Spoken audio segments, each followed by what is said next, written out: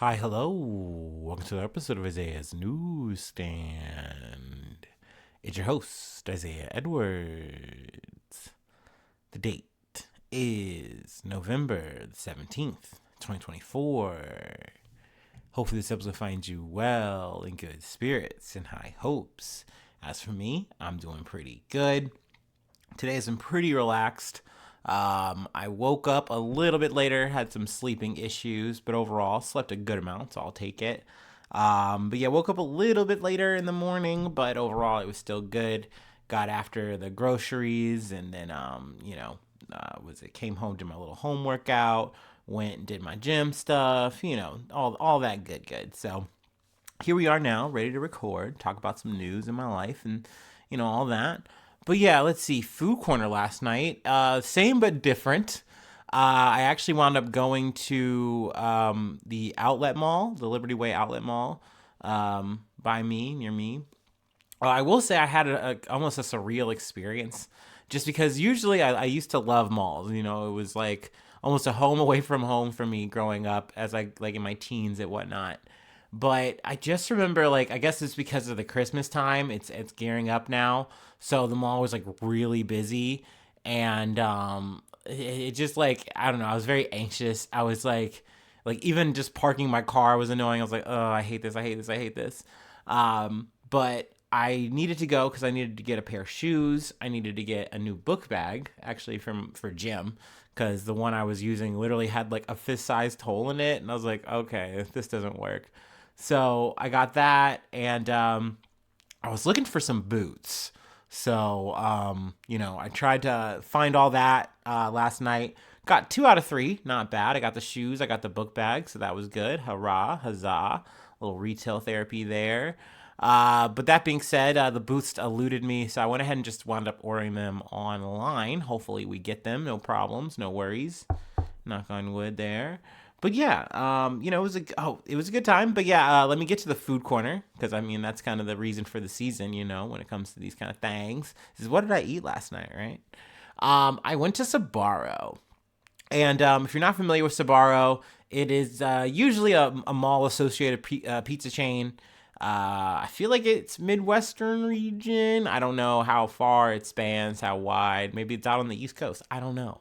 But they just still, like, they do pizza by the slice. I think they have like strombolis and stuff like that.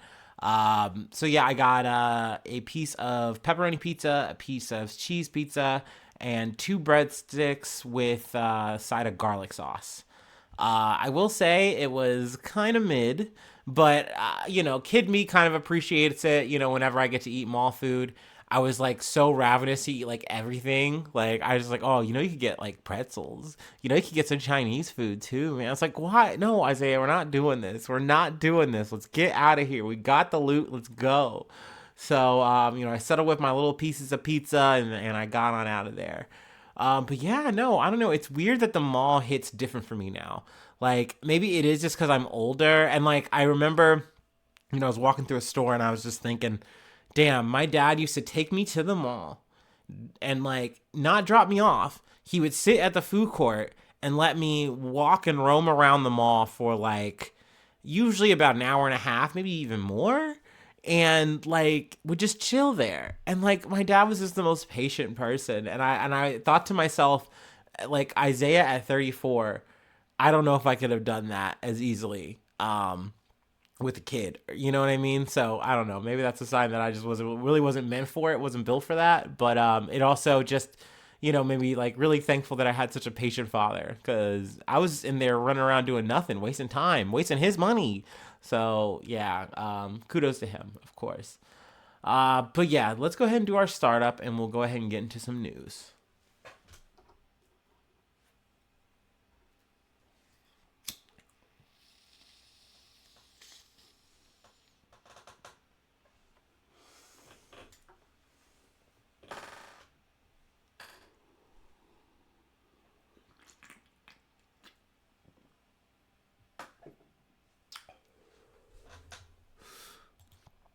All right, Rune from CNN. Israeli strike kills Hezbollah spokesperson as group prepares response to fresh ceasefire proposal. The spokesperson of the Lebanese militant group Hezbollah, Mohammed Afif, was killed in an Israeli strike on Beirut on Sunday. The death of Afif, who was for years an advisor to the late Hezbollah chief Hassan Nasrallah and had been responsible for the group's media relations since 2014, was confirmed by Hezbollah's own Al Manar TV. Afif was at the headquarters of the pro-Hezbollah Ba'ath Party at the time of the strike. No evacuation warning was issued before the strike, which hit an area known as Ras al-Nabah in the middle of the day. The Israeli Defense Forces, or IDF, said it had no comment on the strike. Let me see here. I also wanted to go ahead and fast forward to, or in the article at least. Meanwhile, at least 50 people were killed in Israeli strikes in Bet Leha in northern Gaza on Sunday morning, according to the health ministry in Gaza. I think there was another total tier 2 or another situation that took place. Separately, Israeli strikes targeted I'm getting this wrong. Al-Burjij, I'm sorry, in central Gaza, killing 23 people, according to the Al-Aqsa Martyrs Hospital, where bodies were taken. CNN has also reached out to the IDF for comment on those strikes. But yeah, I mean, I know in Lebanon, there's at least some talks about a ceasefire, but I mean, strikes are still ongoing. It seems like things like that flicker and they go in and they go out, in terms of like, oh yeah, we're really ready to have these kind of conversations, or they've been silently having backdoor conversations, but then things dissolve and, dematerialize after, actions like this. So we don't know, we'll see. Hopefully, we can have something like that, in not just Lebanon, of course, but in Gaza, just throughout the Middle East, just a reduction of tensions. But I don't know. Doesn't really seem or feel that way. But, I'll keep you posted. But let's move on to another war front. From CNN, Biden authorizes Ukraine to use long-range U.S. weapons in Russia. President Joe Biden has authorized Ukraine to use powerful long-range American weapons inside Russia, according to 2 U.S. officials familiar with the decision, as North Korean troops deploy in support of Moscow's effort. The decision comes as Moscow has deployed nearly 50,000 troops in Kursk, the southern Russian region where Kiev, I don't know how I should be saying it as the times change, who knows? I think we're supposed to be saying it Kiev. Where Kyiv launched its surprise counteroffensive in the summer to prepare to take back territory. The weapons are intended to be used primarily in Kursk for now, the U.S. said, or a U.S. official said. With its huge troop amassment there, Russia is trying to take Kursk off the table as a potential bargaining chip for the Ukrainians in any future talks, something that the U.S. does not want to see. The idea is to help Ukraine hold on to Kursk for as long as possible, the official said. So, I mean, this is a big development in some ways, just because, I mean, initially for the first, 2 years of this war, this conflict, America was like, no, you can't use these. We're not going to give you guys these. Then they're like, okay, we'll send you guys these. You can use them, but you can only use them in very limited ways. So now they're saying, no, you can use them more. So, I mean, maybe there is still a limit, at least there seems to be, more or less just a focus on Kursk. But I think they are doing this, at least it's kind of saying from the article, because they kind of know that they've given Russia enough lead time to really move anything essential out of the range of these long-range missiles. So it's like, hey, whatever's kind of there now is kind of safe and fair game. You guys are flooding the zone with even more troops. So yeah, you guys can go buck wild. I don't know if that's just a change in a lame duck Joe Biden kind of saying like, hey, I mean, we were really the losers here. I can kind of get more hawkish. I don't know. Or if this is just, changing in the guard thing. I don't know. I'm just a guy in a shitty armchair here. But this was a new development. We'll see if that, bodes, anything in terms of any changes on the war front. For Ukraine or Russia. I don't know if there was really any kind of response or statement here. But I don't know. I've heard positive reactions from Ukraine and Russia for the changing of the guard in terms of our, our presidency from Biden to Trump. So, I mean, we'll see how things progress in the region. But yeah, let's move along. We have another story actually coming out of China, talking about China 2 times this week, from NBC News. 8 killed and 17 wounded in second mass attack in China in a week. 8 people were killed and 17 more were injured in a knife attack at a school in eastern China on Saturday evening, local police said. In the same week, the country saw its deadliest mass killing in almost a decade. And that's in reference to the man who mowed down 35 people in a vehicle. A 21-year-old suspect surnamed Yu, I think, or Ju, I'm going to say it's Yu, X-U, was arrested at the scene in the eastern county of Zhejiang, Jiangsu. Ju had been a student at the Wuxi Vocational Institute of Arts and Technology and carried out the attack out of anger, police said. Zhu didn't receive his graduation certificate after failing an exam, the statement said, and he was also dissatisfied with his internship remuneration. So essentially, he was just not gonna be getting any money. He was in a really bad state, and he confessed to the crime candidly, it said. So obviously, this is very unfortunate to see someone have a kind of, reaction like this. I mean, I'm sure some people are going to say mental break or what have you. But, I do see the media, at least, here kind of trying to make it like, oh, yeah, he was so stressed and there's such a high burden because, with schooling and the economy so bad. Da, da, da, da. I'm like, yeah, they're just like us for real. Like, it is something that I find that it's like, I find it strange that you see, media kind of take that angle, or even like, some of the podcasts and stuff I listen to where it's like they try to make China seem so foreign, but yet so familiar. And it's like, yeah, that's just how the world works. That's how all places work, especially when we're all kind of sucked into the vacuum that is capitalism at the end of the day. But at the same time, they always like to say, it's like, hey, don't forget, this is communist China. It's like, yeah, we know, man. We're all in the fucking fix here. We're all in the goddamn mix. But yes, obviously this is very unfortunate. My condolences to everyone, who lost their lives or was injured in this kind of situation. You definitely hope to, see and hopefully I hope to cover less of this kind of shit.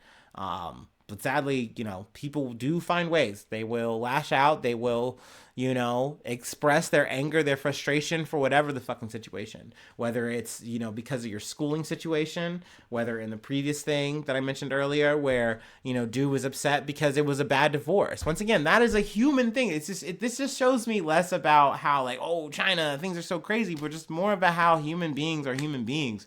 And you put them in highly stressful situations and highly, stressful moments, they, can make mistakes. Pressure does buzz pipes. You know what I'm saying? And, you hope in those moments that you don't, jump to these kind of reactions, that, oh, I need to do this, I should do this. It's like, because that's not going to make the world a better place. In fact, it's going to take away from the world. It's going to take away from yourself. It's just not a worthwhile thing to do.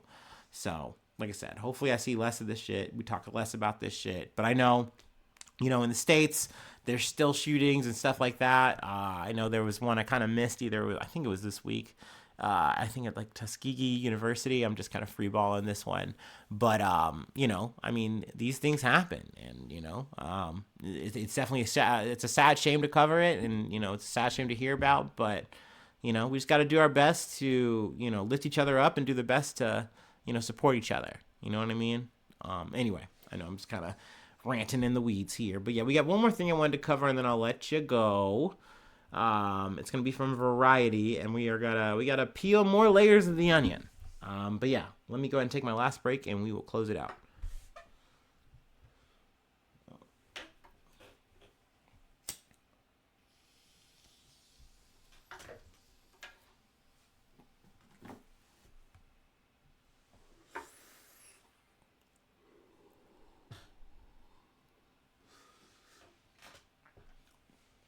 Whoa, mama.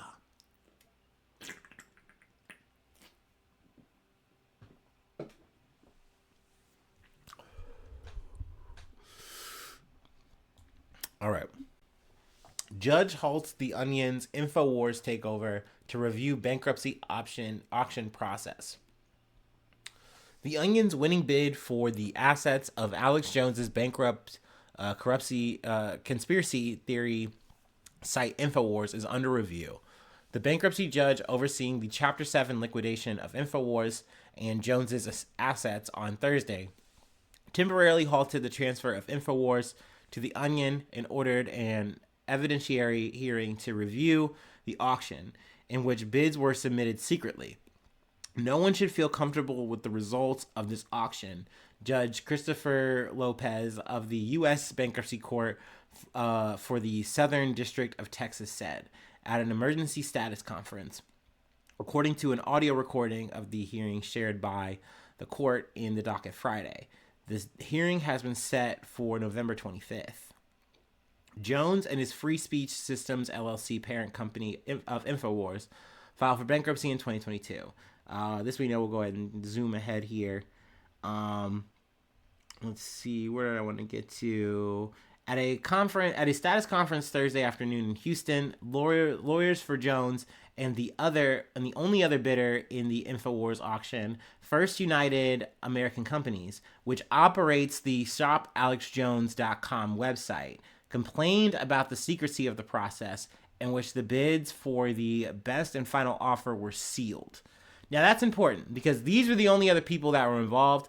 I'm pretty sure that they put up more money, but the way this kind of winds up shaking out, which I'm going to try to read and kind of parse through, it winds up that the Onion gets it because the families that were involved are like, hey, we want to actually get less money so that the creditors get more money, like more people involved in this whole thing get more money, and we're okay with this as long as, and that makes it so that they get it. This becomes very confusing to my dumbass. So I was like, okay, I can see now how this is, become a kerfuffle, if you will. And so even the judge is like, no, this is kind of stinky. This is kind of weird. We have to re-examine it. But there's more I want to read through here. Let's see. They complained about the secrecy of the process in which the bids for a best and final offer were sealed. The terms of the Onion's winning bid have not been disclosed. The trustee who oversaw the auction, Christopher Murray, told the court that the Onion did not have a higher cash bid than First United, which bid $3.5 million. So now that's a number. So now we at least hear, okay, so they did this shit for less than $3.5 million. We know that there was the total of $1.5 million. Excuse me. Ooh, had to get that out finally. But let's read more details. But according to Murray, the Onion's deal was picked as the superior offer because the Connecticut families agreed to forgo much of the money Jones owes them in order to pay other creditors. With the bid from the Onion and Connecticut families, the creditors ended up significantly better off, and that's why I chose to select that as a winning bidder, Murray said. He called the family's agreement to waive their monetary claims as a gift to the other InfoWars creditors. I've never seen this before in any other case. And I was really confused about this, and I still am, and I might be getting this wrong in terms of my interpretation. But now that I know that First United is essentially there to support the interests of the people who are making money off of the Alex Jones website, the shop site or whatever the fuck, I was like, oh, okay. So yeah, they put more money up, but essentially if the deal goes to the Onion, more of the family are going to get more money. They're going to get a better payout. That makes sense because essentially if it goes to this First United, they win, then it's just still going to be held by someone who is in Jones' interest, at least from what I'm gathering here. So therefore, it's just going to drag this whole process out even more, I'm thinking. Unless I might be wrong, and then maybe this money would just still go to them anyway. I don't know. So this was a big update because it's obviously forestalling this, potentially reversing this outcome that we talked about previously. So it's definitely a major update. Also, it's weird, too, that Elon Musk has gotten involved. Lawyers for Elon Musk's ex also appeared at Thursday's status conference and told the judge that X was reserving ownership rights to Jones's personal account on the social network, formerly known as Twitter. as it relates to the bankruptcy auction. I feel like that's relevant because I almost feel like they're defending and protecting this carve out for Jones so that he can kind of pull a Tucker Carlson if he needs to and either take InfoWars or rebrand InfoWars and put it on X, the everything app. And he can get his little shitty little views and he can spread his little content message and all this fucking conspiracy bullshit or whatever it takes to get you to buy a fucking tent or a supplement or a tent full of supplements, whatever, however. You know, you can see his hairy little titties on X, I imagine, is the play here. But once again, you gotta love it. The chairman of efficiency, wherever the fuck this guy's gonna be, the Doge overlord. God damn it, dude. We are moving closer and closer to Dune times, and I fucking love it. I love that part. The spice is gonna flow. Anyway, let's see here. Was there anything else I really wanted to pull here? No, I think we're good. We're at the bottom of the article. That I feel like I summed it up just about right.